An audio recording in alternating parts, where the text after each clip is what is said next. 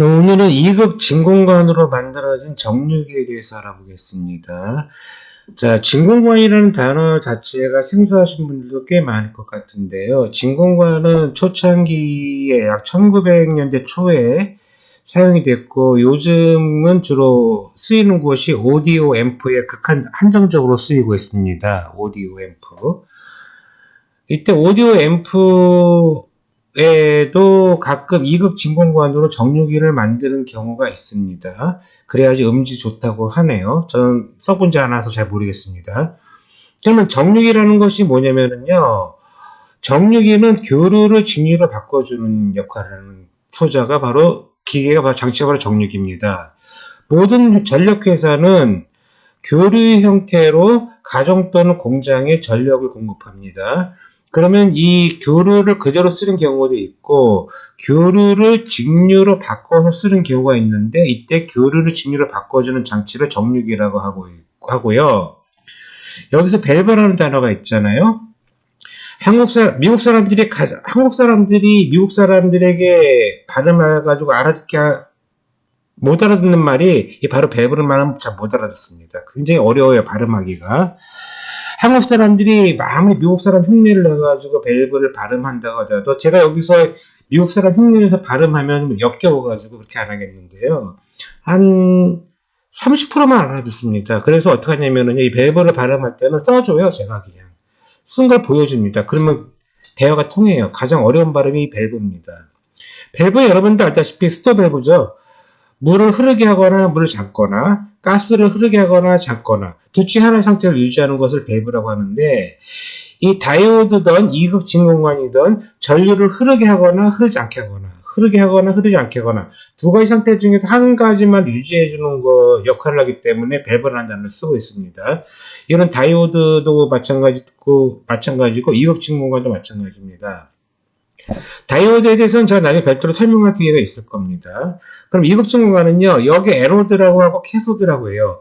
에노드에서 캐소드로 전류가 흐르는데 캐소드에서 에노드로 전류가 흐르지 않습니다. 다이오드도 마찬가지고 에노드에서 캐소드로 전류가 흐르고 캐소드에서 에노드로 전류가 흐르지 않습니다. 자, 진공관 동작 원리에 대해서는 별도로 설명하지 않겠습니다. 별도로 다음 과정에 설명할게요. 왜냐면은요, 지금 오늘 2급 진공관 정류기를 설명하는 거 이 자체가 상당히 버겁습니다.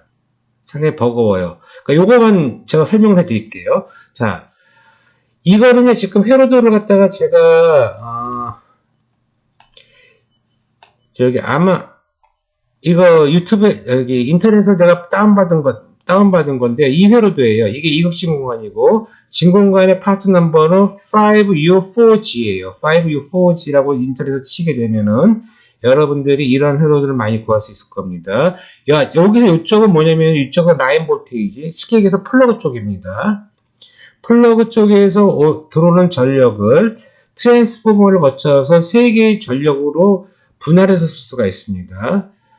네, 3개의 전력을 분할할 수가 있고요. 자, 이쪽 라인 볼테이지는 한국 같은 경우는 220V 60Hz일 것이고 미국은 120V 60Hz 2개가 들어옵니다. 자, 이거 시뮬레이션 한 게 바로 이겁니다. 이쪽 120V 2개 120V 2개 하고 별도의 하나 이걸 제가 시뮬레이션 이렇게 했습니다.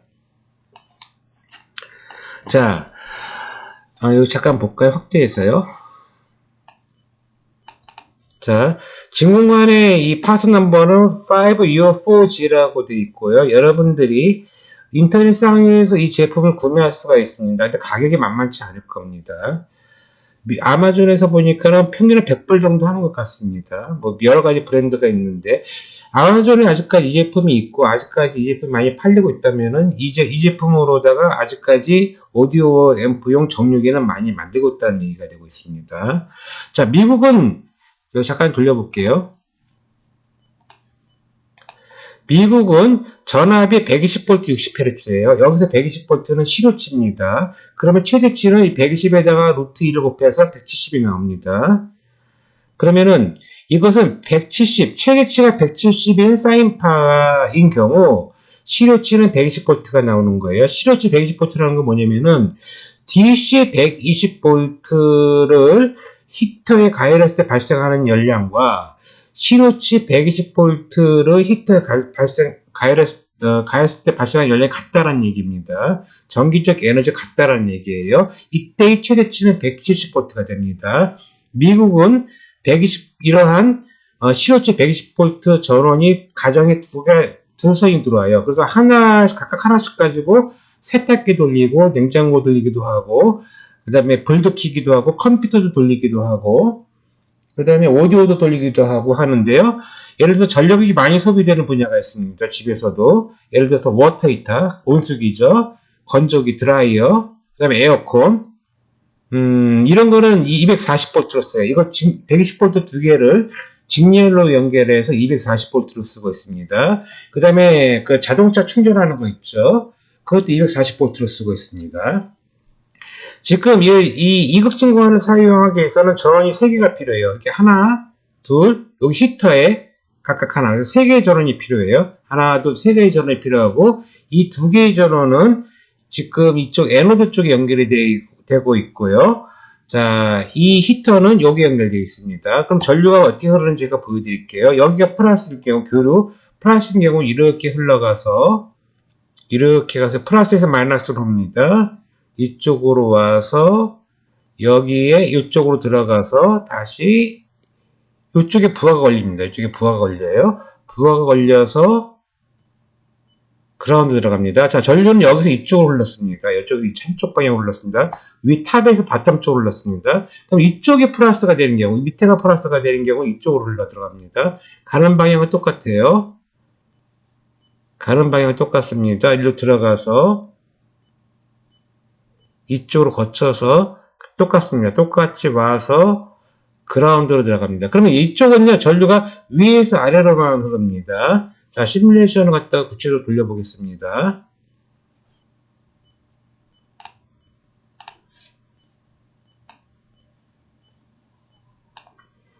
자, 여기 ATC로 나겠네요.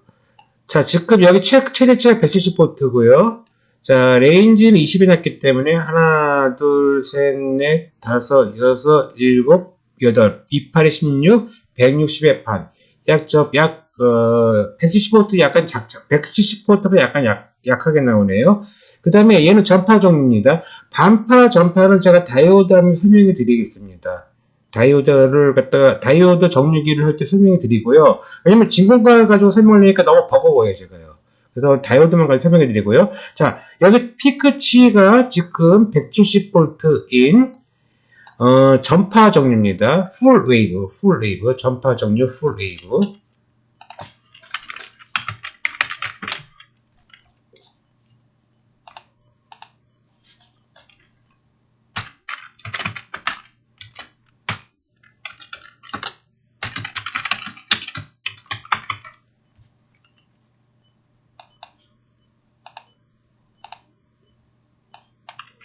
네, 지금 이건 전파 종류고요. 이걸 풀웨이브라고 합니다. 전파 반파라는 것도 있습니다. 여러분들이 나중에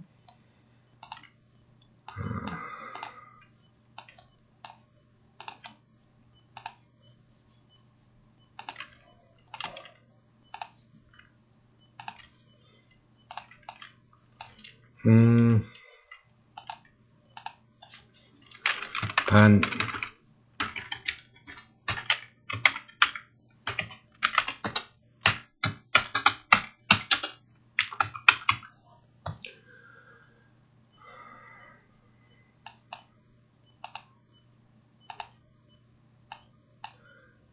자, 반파 종류라는 말도 있는데 이거는 나중에 제가 다이오드 설명하면서 자세하게 설명해 드리겠습니다.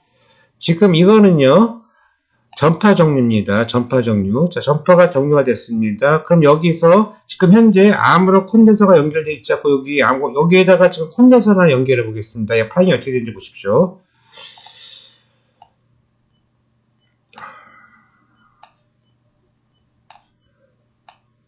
네, 콘덴서를 연결하겠습니다. 하나를 연결하니까 네, 콘덴서 하나 연결했습니다. 네. 뭔가 팍 올라갔네요. 여기 이렇게 됐습니다. 아주 깨끗하게. 요게 그러면 얼마냐면요. 현재 DC로 봤을 때 170V가 나오네요. 170V. 잠깐 여기 끌어볼게요. 잠깐만요. 지금은 여기서는 여기 콘덴서 연결되지 않고 반파 정류 상태. 반파 정류 상태에서는 120V가 나왔고요. 시로치가. 잠깐 이거 다시 한번 껐다가 다시 한번 시뮬레이션 돌리는 게 좋을 것 같아요. 네. 네. 지금 여기 레인지를 DC해 놨어요. DC해 놨는데 여기 지금 교류 전류계에서는 120V 시로치가 나오고 DC 전류계, DC 교류 전압계네요. 교류 전압계에서는 120V가 나오고 직류 전압계에서는 뭐 이상한 값이 나오는데요. 이건 왜 그러냐면요. 얘는 지금 시로치를 읽어주는 거고요. 얘는 사실질적으로 파형을 이 상태를 읽어주는 겁니다. 이 상태. 여기가 지금 제로 전압이거든요. 이 상태에서 이거 빼고 이거 더해가지고 이 전압을 읽어주는 건데 이거는 정확성이 떨어집니다. 사실상 거의 0V가 나오고 있죠. 사실상 거의 0V가 나오고 있습니다. 사실상 거의 0V가 나오고 있습니다. 근데 이걸 갖다가 여기서 다시 DC로 바꿔주고요. 여기서 제가 커패시터를 하나 달아볼게요. 달게 되면은 지금 AC도 170V, DC도 170V가 나왔어요. 지금 현재 이 전압이 DC 170V라는 얘기입니다. 이 170V는 어느 전압이냐면은 여기에 있는 170V예요. 여기에 있는 170V. 여기에 있는 170V가 지금 여기에 170V로 나와가지고 여기 170V를 가리키고 있습니다. 왜냐면 이건 지금 아무런 부하가 연결되어 있지 않는 상태이기 때문에 그래요. 부하. 그러니까는 전원은 무엇인가를 구동해야 돼요. 이 전원 가지고 앰프를 구동을 해야 되는데 앰프가 지금 연결이 안 되어 있습니다. 아무것도 연결이 안 되어 있습니다. 그럼 제가 부하를 한번 연결해 볼게요. 어떻게 되는지 파형이. 자, 부하를 갖다가 여기 부하를 연결했습니다. 전압이 뚝 떨어지죠. 110V로 떨어지고 뭐 109V로 떨어지고 이런 식의 뭐 이상한 모양이 생기네요. 이런 식의 이상한 모양이 생깁니다. 네.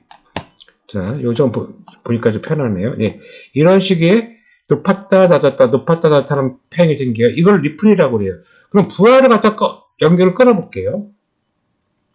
부하를 연결은 없을 때는 있게 되는데 부하를 연결하는 것은 부하를 연결하면서 전압도 뚝 떨어지면서 이것이 뭐 변동, 맥동이죠. 이렇게 리플이 발생하는 걸 확인할 수가 있습니다. DC 전압은 이런 식으로 일정해야 되는데 얘가 부하를 쓰면서 방전이 되고요. 다시 충전이 되고 방전이 되고 충전이 되고 방전이 되고 충전이 방전이 되고 이것을 계속 반복하면서 일정하지 않은 전압이 발생하게 되는 겁니다. 왜? 부하를 연결했기 때문에. 지금 이쪽 부하에서 전력을 소비하고 있거든요. 그러면은 소비하기 때문에 소비하는 것만큼 떨어지고 소비하는 만큼 떨어지고 기껏 충전했더니 소비에서 떨어지고 기껏 충전했더니 소비에서 떨어지는 것이 발생해요. 이거에 대한 파행에 대해서는 제가 다이오드 정류기를 하면서 설명을 자세하게 해드릴 겁니다. 그 다음에 여기서 아까는 170V였었는데 부하를 연결하면 순간적으로 110V로 떨어지는 것을 확인할 수가 있습니다.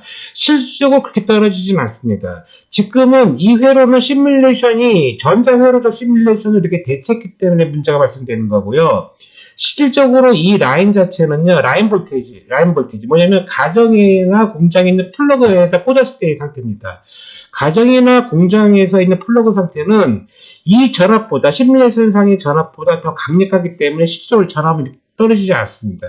떨어진다고 하더라도 120V 이하로는 떨어지지 않습니다. 이거 참조하시기 바랍니다. 이거 시뮬레이션상이 어쩔 수가 없는 현상입니다. 전자회로 시뮬레이션상에서는. 자, 그럼 부하를 갖다가 전류를 많이 써볼게요. 자, 많이 소비하니까는, 전류를 많이 소비하니까는 이 전압이 떨어지는 것을 확인할 수가 있을 거예요. 다시 부하를 갖다가 많이 좀 적게 소비하겠습니다. 이것이 중요한 걸 사주지 않으니까요. 자, 그러면 콘덴서 하나만 연결했습니다. 그럼 콘덴서 2개 연결할 때 어떻게 들어볼게요? 네, 조금 약간 아까보다 리플이 많이 좀 줄어든 거 확인할 수가 있을 겁니다. 콘덴서 3개를 연결해 볼게요. 많이 줄어들었죠. 네. 부하도 연결되어 있는 상태입니다. 부하도 연결되어 있는 상태고, 네, 부하도 연결되어 있지만은, 많이 그래도, 리플이 많이 줄어든 걸 확인할 수가 있습니다. 자, 콘덴서가 지금 병렬로 연결되어 있는데요. 자, 하나를 연결했을 때 하고, 두 개를 자, 콘덴서가 병렬로 연결됐다는 건 뭐냐면은, 이 콘덴서 병렬의 합은 각 콘덴서 합과 똑같은 거죠. 이게 32 마이크로에서 64 마이크로로 지금 늘려놓은 거예요. 늘려놓으니까는 리플이 많이 줄어든 걸 확인할 수가 있습니다. 그럼 여기 콘덴서 값이 클수록 리플은 줄어든다는 걸 알 수가 있습니다. 근데 콘덴서가 있을 때의 문제가 뭐냐면, 이 콘덴서의 문제가 뭐냐면요. 콘덴서가 가장 문제가 뭐냐면은, 여러분들 콘덴서에 흐르는 전류, 콘덴서 전류 IC는 C dT분의 dV입니다. 이게 무슨 말이냐면요. 콘덴서에 흐르는 전류는 전압의 시간에 대한 변화에 따라 다르다. 이게 뭐냐면 dT분의 V. 우리가 전압을 가했다고 치자고요. 어느 시간에 전압을 이렇게 가했습니다. 이 시간. 어떤 시간에 전압을 가하게 되면은 여기 V를 제로에서 전압이 V가 됐습니다. 전압이 제로에서 V로 증가할 때 이때 dT분의 dV는 이렇게 해서 여기서 갑자기 뜨기 때문에 순간적으로 굉장히 커져요. 이때 I가 갑자기 커집니다. 이걸 갖다 우리가 뭐라 하냐면은요, 서지라고 그래요, 서지.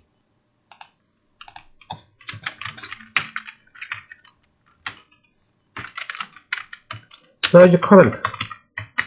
서지 전류라고 하는데요. 자, 모든 콘덴서는 전압을 가하는 그 순간에 순간적으로 큰 전류가 흘러요. 근데 여기서 C 값이 클수록 이 서지 전류는 더 커진다는 걸 알 수가 있을 겁니다. 이 C 값이 클수록 이 서지 전류는 더 커진다는 걸 확인할 수가 있을 거예요. 다른 말로 무슨 말이냐면요. 여기 용량 값이 크면은요, 여기 전류가 순간적으로 굉장히 크게 흐를 수가 있어가지고 얘가 파괴될 가능성이 있기 때문에 너무 큰 용량이 크면은 리플은 줄일 수가 있지만은 이 서지 전류에서 콘덴서가 죽을 수가 있기 때문에 너무 큰 용량은 제한하는 것이 좋다라고 보고 있습니다. 그런데 이 콘덴서 용량이 커도 크게 문제가 안 되게끔 설계를 할 수가 있어요. 그러니까 콘덴서 용량을 크게 달아서 리플을 최소화시키는 리플폭을 최소화시키는 걸 갖다가 응용할 수 있습니다. 자, 여기서 콘덴서 하나를 더 달아볼게요. 리플이 더 많이 줄어들죠? 자, 최대한 달았습니다. 리플이 상당히 많이 줄어들죠?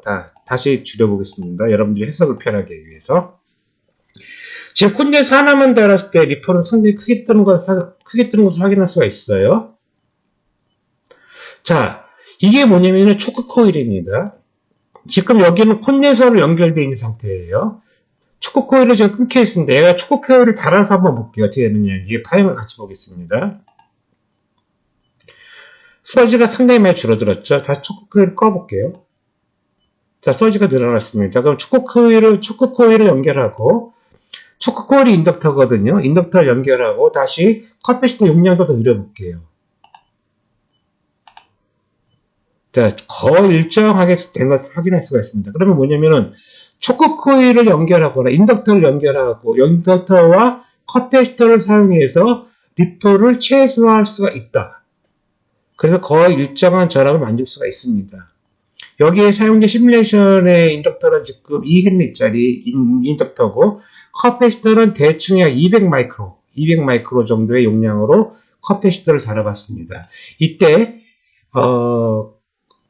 거의 DC와 같은 일정한 전압을 유지할 수 있는 것을 확인할 수 있습니다.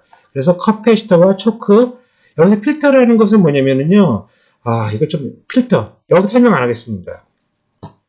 왜냐면 필터만 설명해도 이것도 몇 시간짜리예요. 그래서 우리가 정류기를 통해서 일정한 전압원을 유지하려면은 큰 용량의 커패시터와 큰 용량의 인덕터를 응용하게 되면 일정한 전압을 유지할 수가 있는데 이 용량 값이 크고 인덕터 값이 클수록 공간이 커지고 가격이 올라간다. 그렇기 때문에 여러 가지 다른 방법으로다가 이거 갖다가 일정한 전압으로, 일정한 DC 전압으로 만들 수가 있다. 자, 그러면은 원래의 전압은 정류기로 들어오는 전압은 이렇게 해서 나오는 걸 갖다가 정류기에 동을 이렇게 나오는 전압을 갖다가 컷배시를 통해서 평활하게 만들 수가 있고, 이때 컷배시터의 용량 값은 클수록 좋다. 또한 거기다가 인덕터를 더 추가하게 되면 더 평활하게 만들 수가 있고, 이때 인덕터 값은 클수록 좋다. 단 여기서 컷배시터 값이 지나치게 크게 되면은 서지 전류에서 컷배시터가 파괴될 수가 있다. 서지 전류에서 컷배시터가 파괴될 수가 있으니까 이거는 잘 조절해서 써야 한다. 이렇게 되어 있습니다. 그리고 용량이 컸을 때 컷배시터가 파괴되지 않는 기술들은 상당히 많이 있습니다. 그렇기 때문에 그 기술들을 응용하게 되면은 컷배시터들은 살리면서도 큰 용량 값을 쓸 수가 있습니다. 자, 오늘은 여기까지만 일단 하겠습니다. 질문 있으면은 댓글에 올려주시게 되면 추가 설명해 드리겠습니다.